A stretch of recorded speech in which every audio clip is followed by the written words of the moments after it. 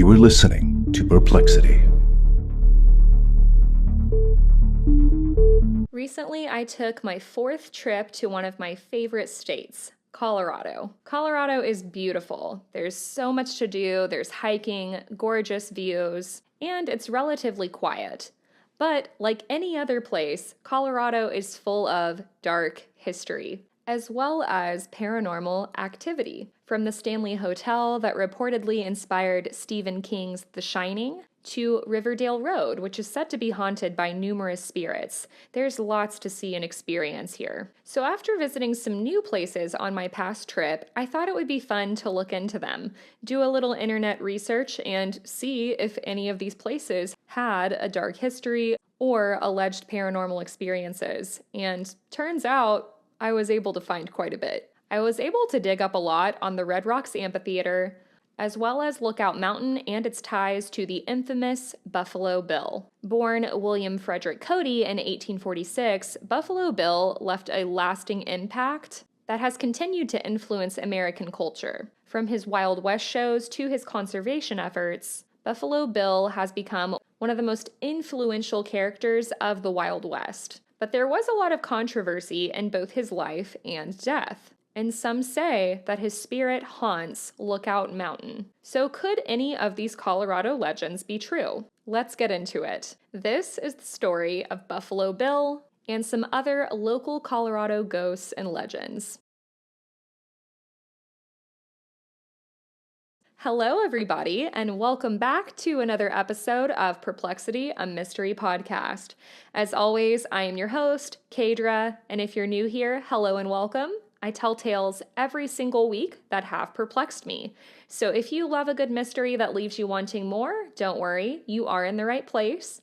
And if you end up enjoying today's episode, I would love it so much if you follow along. And if you are a returning listener, hello, my friends, welcome back. I am so happy you're here, and I have a great spooky story for you guys today. I hope you guys were able to attend the virtual live show on July 13th up on YouTube. If you were not able to attend that, don't worry, it is up on YouTube if you still want to go watch it. It was a lot of fun, and I do plan on doing more live shows in the future, so stay tuned for those announcements. I also wanted to remind everyone that I still have that merch sale going on Bonfire. That link is down in the episode description.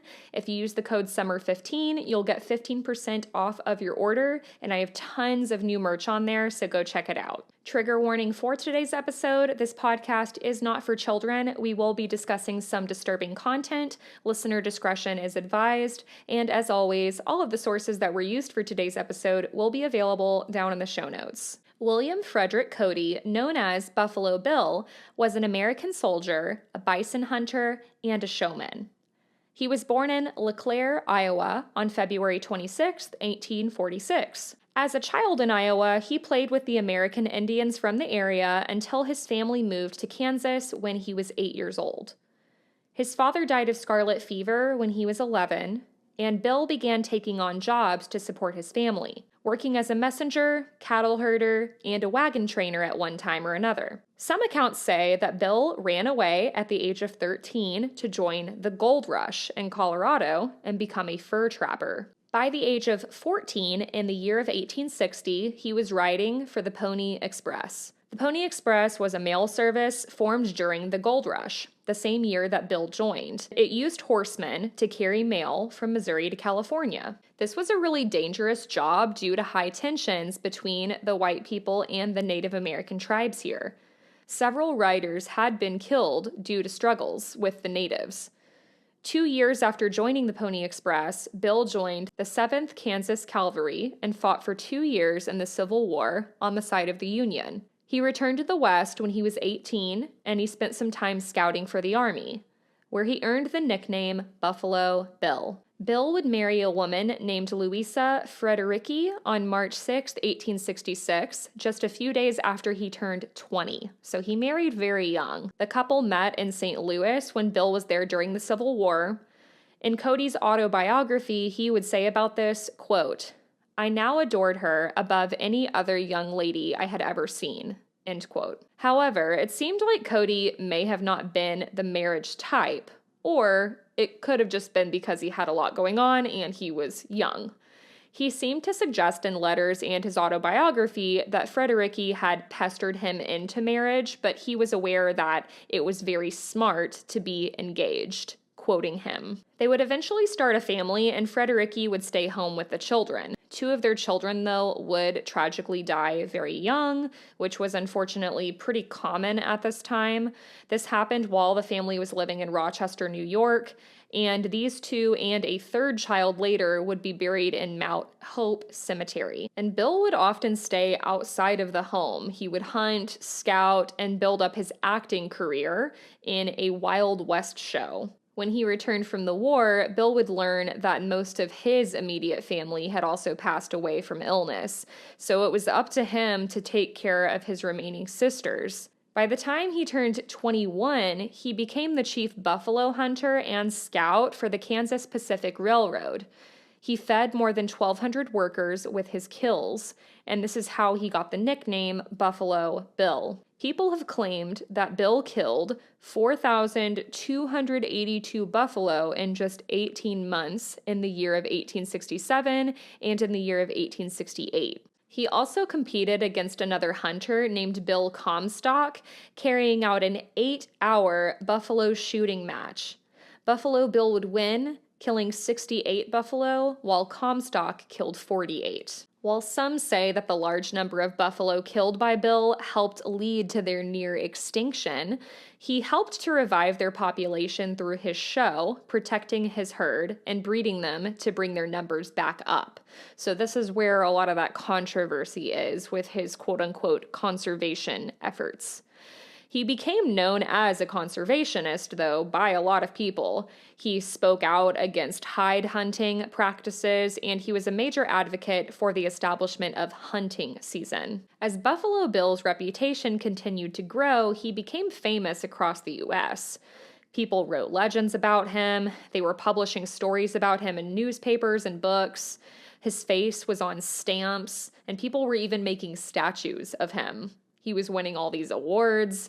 Parks and dams were being named after him. So taking advantage of his newfound name, Bill would create the Wild West show when he was just 27.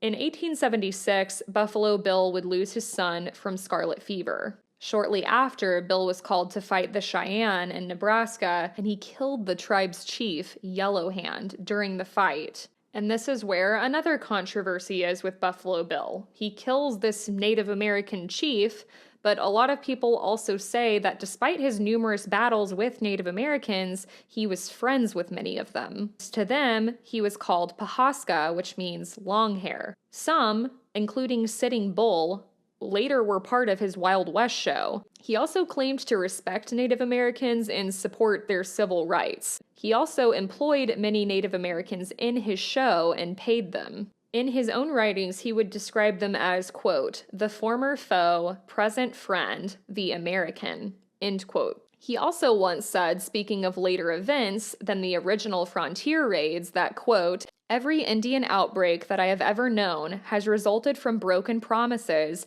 and broken treaties by the government, end quote. I do have to agree with that. Annie Oakley and Calamity Jane also later became part of his Wild West show, and Bill became known as an advocate for women's rights. Female performers received pay comparable to that of their male counterparts. He said, quote, what we want to do is give women even more liberty than they have. Let them do any kind of work they see fit. And if they do it as well as men, give them the same pay. End quote. So as the Wild West show became more famous, it would begin to tour parts of Europe, and Queen Victoria of England was reported to be a big fan of it. The Wild West show even performed during her Golden Jubilee in 1887. The show was a huge hit, and Bill had come into some serious cash.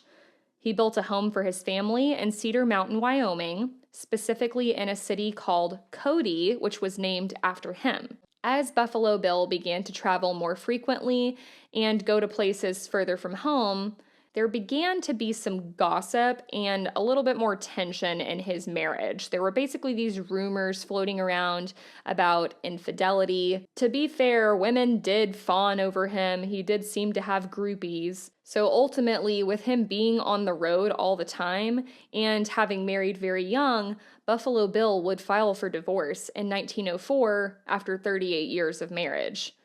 According to Bill, there had been years of jealous arguments, bad blood between his wife and his sisters, like they didn't get along, and there was a lot of friction between the children and Bill. Cody hoped that he could keep his divorce quiet so as to not tarnish his name or disrupt his show. After all, getting a divorce was a lot more taboo back then. But this would blow up in the media. I mean, he was famous. Additionally, townspeople were gossiping and taking sides in the divorce. Headlines in the papers also reported Buffalo Bill's alleged infidelities and Fredericki's quote-unquote crazy behavior. There were also major allegations that Buffalo Bill made against Fredericki. According to him, Fredericki had tried to poison him on multiple occasions. Fredericki claimed that she had never attempted to poison him, and that she wished to remain married. So there ended up being this messy divorce, all these court proceedings, and there was a trial in February 1905. One of the witnesses who spoke to a newspaper was Mrs. John Boyer, a housekeeper in their home who was married to a man who worked for the Wild West show. This woman would claim that Fredericki acted inhospitably towards her husband's guests, and that when Buffalo Bill wasn't at the ranch, she would, quote, feed the men too much and talk violently about Bill and his alleged sweethearts, end quote. She would also allege that Fredericki had been putting something into Bill's coffee. Other witnesses mentioned Bill had made comments that in order to handle his wife, he had to get drunk. But after Buffalo Bill and Fredericki's daughter, Arda Louise, died, Bill would send a telegram to Fredericki, hoping to put aside their quote-unquote personal differences. Fredericki was furious, and she refused. Cody decided that he would continue then to pursue divorce, adding to his complaint that Fredericki would not sign mortgages and that she had subjected him to extreme cruelty, blaming him for the death of their daughter. And from what I could find, their daughter Arda died of organic trouble, so the trial would proceed a year later in 1905. And the final ruling was that the couple couldn't divorce because incompatibility was not grounds for divorce. The couple had to remain legally married. The judge felt that Bill's affairs and his sister's meddling in his marriage had caused his unhappiness. It wasn't because of anything his wife had done.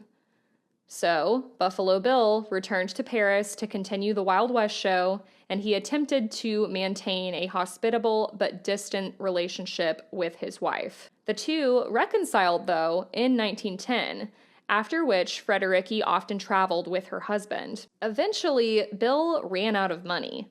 He ended up having to stay with his sister in Denver for a while, and he took a loan from his friend, Harry Tamman, co-owner of the Denver Post. But this money had strings attached.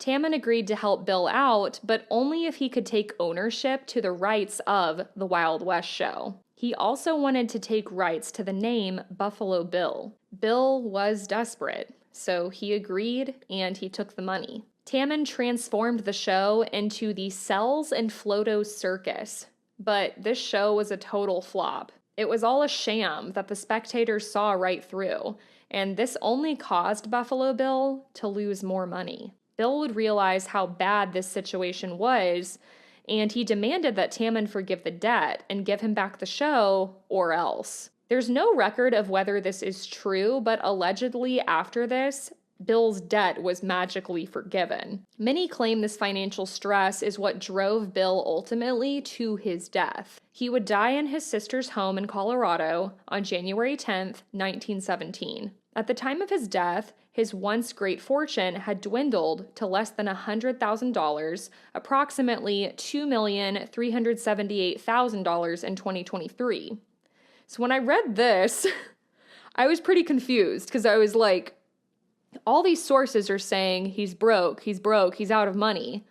But he died, by their standards, a millionaire. So I'm confused. But definitely an interesting life, and the interest in this story didn't end here. There was a lot of controversy over his death as well. Colorado's legislature passed a resolution that his body would sit in the Capitol's rotunda until January 14th for viewing, and it's estimated that some 25,000 people came to see it. He wouldn't be buried until June 3rd, 1917, nearly 6 months after his funeral. He was buried on Lookout Mountain, and his grave would read, quote, "In memoriam, Colonel William Frederick Cody, Buffalo Bill, noted scout and Indian fighter," end quote. And I did go and see this grave when I visited Lookout Mountain. It's completely stone. It's surrounded by like this small iron gate, and the view was beautiful. The area seems very peaceful, but there was a lot of controversy about whether or not Bill wanted to be buried here. And a lot of states were fighting over where he should be buried. I remember when I was there, I read a sign explaining all of this. One of the signs claimed that Buffalo Bill had told his sister years ago this was the exact spot that he wanted to be buried. This was also later confirmed by his wife and his priest who performed his last rites for him. So it seems like all of this fighting over where Buffalo Bill should have been buried was a case of people being greedy. North Platte, Nebraska wasn't happy about all of this.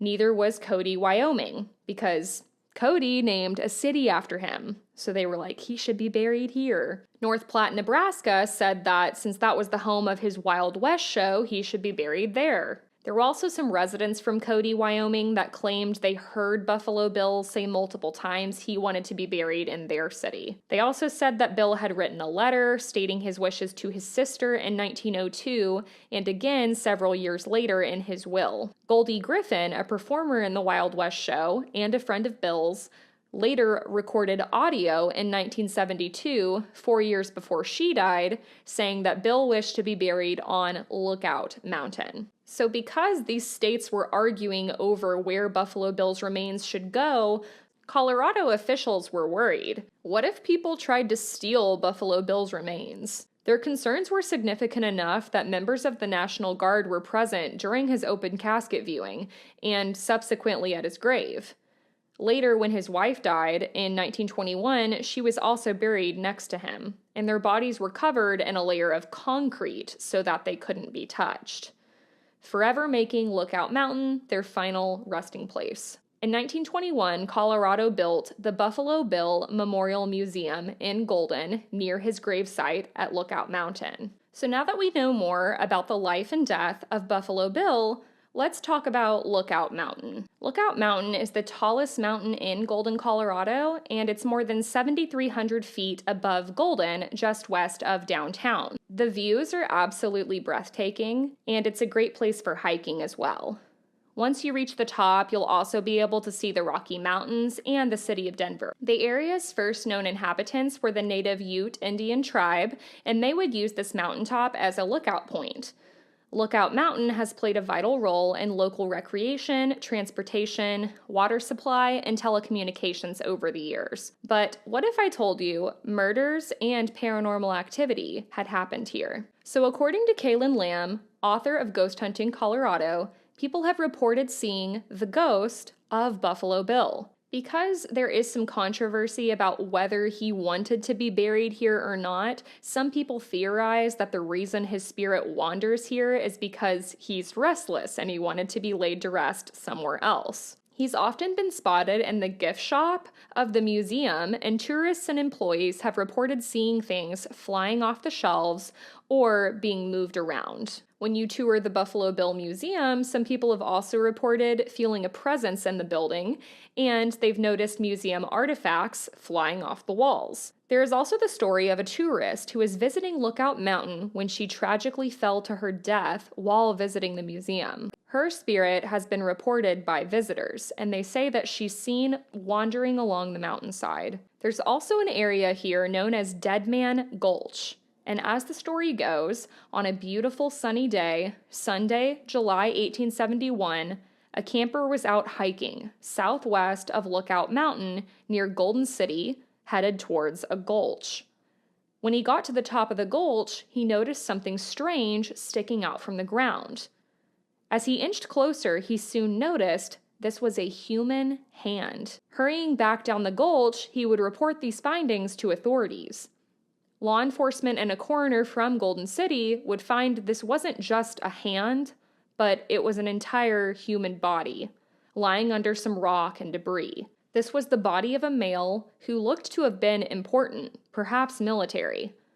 According to notorious Jefferson County Frontier Murder and Mayhem, the victim was wearing, quote, a black government overcoat with brass government buttons, a thick black undercoat, thick vest and pants, and 2 heavy undershirts, showing that the deed had been committed in winter or at least in cold weather. In the pockets were 2 or 3 white handkerchiefs, folded nicely, and a pair of socks, but no papers or valuables of any kind, end quote. The cause of death was a gunshot wound to the back of the head. And with this being 1871, there wasn't any sort of identification on the man. We don't have a lot of forensic abilities at this time. So it was going to be difficult to figure out who this man was and figure out a suspect. But luckily, Golden City authorities were able to narrow down who this could have been based on reported missing persons in the area. There was a local in Golden named Mr. C.M. Thompson that had been reported missing earlier that year. Eventually, Golden City jury made the official ruling that this was none other than Thompson. But why would anyone want to murder Thompson? There was no clear motive. The case would eventually go cold. Nearly 1 year would pass, and in May of 1872, the police would make another shocking discovery. A second male body would be found by railroad workers at the same gulch. The body was just about 40 feet from where Mr. Thompson's remains had been found, and the victim had also clearly been murdered, with 2 gunshot wounds to the back of the head. While this man did have some belongings with him, a jackknife, a sleeping pack, there was once again no clear identification or any valuables. The man was also wearing a button-up coat, but the top 2 buttons were missing. So as police explored the gulch looking for clues, they would eventually find the 2 buttons from the man's coat at the very top of the gulch. Police developed a theory. There was a struggle at the top of the gulch, and the murder likely occurred there. Then he was dragged down to the same area where Mr. Thompson's body had been dumped. But unlike Mr. Thompson, no one could seem to figure out who this man was. This victim remains unidentified to this day, and neither of these men's murders were ever solved. One of the other places that I visited here was the Red Rocks Amphitheatre. Just 7 miles south from Lookout Mountain, centered in the Red Rock Mountains, you can check out tons of concerts here. It's a truly magical place, and it came to fruition after 12 years of construction, thanks to architect Burnham Hoyt. Aside from the spectacular scenery, the acoustic properties from the sandstone here are amazing. A whisper can carry all the way to the top of the seating area. That being said, there are numerous tales of paranormal activity here. Many of the stories of paranormal activity surrounding Red Rocks come from the trading post at the base of the venue. Former employees have reported merchandise going missing regularly at night, hearing footsteps, heavy doors opening seemingly on their own, wind chimes moving with no wind, sudden drops in temperature, hands brushing up against employees, scratching noises, and more. One employee named Matt Corey described the ghostly occurrences, saying, quote, "Usually, it's just getting dark, we all hear scratching, like dogs scratching on doorways. I found one employee just bawling one day. She said she heard a man's voice whisper her name right into her ear. But when she wheeled around to look, there wasn't anyone there." End quote. Some have said this could be because of seismic activity, wind, or human intervention, but RMPS performed a study of the entire geological area and they found nothing out of the ordinary. According to the employees, the downstairs boiler room is also a hot spot for paranormal activity. They say it's very creepy and unsettling to be down there. Door handles seem to shake on their own often. Locks unlock themselves, and there have even been boxes that have been seen flying off of the shelves. There also seem to be several different spirits haunting the Red Rocks. One of the most famous ones is the Hatchet Lady. When you hike up into the Red Rocks, you might come across her. She's sometimes been referred to as the Red Rocks Witch, and according to local legend, her spirit dwells in a small cave in the Red Rocks. She is often sighted naked. She's often spotted at the highest peak of the mountain, and she's sometimes seen riding a ghostly horse holding a bloody hatchet. Sometimes she's even reported to be headless. She seems to be very protective of this area, and she'll torment anyone that is not respecting the area. For example, she's known to torment couples that try to get intimate here. A former confession stand worker named Kill Carl claimed that the Hatchet Lady could be the ghost of a past Morrison resident, old Mrs. Johnson. Mrs. Johnson was not a fan of young love. Carl said that Mrs. Johnson was known to carry a hatchet, and she pulled her jacket up over her head to frighten kids if they were getting frisky after dark. The Rocky Mountain Paranormal Society cites another explanation, though, for this terrifying apparition. She could actually be the ghost of a homeless woman who lived in a secluded cave in the rocks that died in the 50s. There's also the legend of the Old Miner. This is a lesser-known haunting, but his apparition has often been spotted standing around 5 feet 5 inches tall with a long white beard carrying a bottle, presumably booze. Unlike the Hatchet Lady, the miner is not violent, but he is grouchy, just like an elderly prospector. He's said to appear in the off-limits portion of the Red Rocks stage. I also came across a couple of articles that just briefly say there have been some reports of Native American spirits here. The area was a home to multiple large Native American tribes, the Utes, the Arapaho, the Cheyenne, Navajo, and more. People in the area have reported sightings of apparitions dressed in traditional ceremonial garb. People also have reported that while they're hiking out here, they'll hear strange noises, they'll see bursts of light, and sometimes they'll feel a strange gust of wind that seems to come out of nowhere, usually when you're on the trails at night. So that, everybody, is some perplexing stories, some paranormal activity, and the history of Buffalo Bill's life and death. I just thought that would be fun to do after this trip I took to Colorado. I hope you guys enjoyed today's episode. If you did, please be sure to let me know. Drop a comment down below if you're watching on YouTube, or comment on this episode on Spotify. I would love to hear y'all's feedback, and I would love it so much if you haven't done so already to please hit the subscribe button on YouTube. If you're listening on a podcast platform, drop a 5-star review wherever you listen. It really does help the show. Each time you do that, it boosts me up the charts and puts the show in front of other listeners. And if you really want to support the show, you can become a member of the Perplexed Society, patreon.com/Perplexity Mystery Podcast. You can support the show and get some perks starting at as little as $1 a month. I also have a new feature that I just unlocked. If you aren't sure if the Patreon is for you, but you're curious, you can now access a 7-day free trial on any of the tiers. If you join the Patreon, you have tons of perks, there's some merch options, and there's over 30 bonus episodes on there. I do documentary coverage, there's my Texas Urban Legends series on there, and tons more. So definitely go check that out if you're interested. In the episode description, you'll also find other ways to support the show, like my merch links and my Buy Me a Coffee link. So check those out if you like. That would really mean a lot. And yeah, I hope you guys enjoyed the story. You all are amazing. Hope you have a great week and stay safe, and I will talk to you next week. Bye!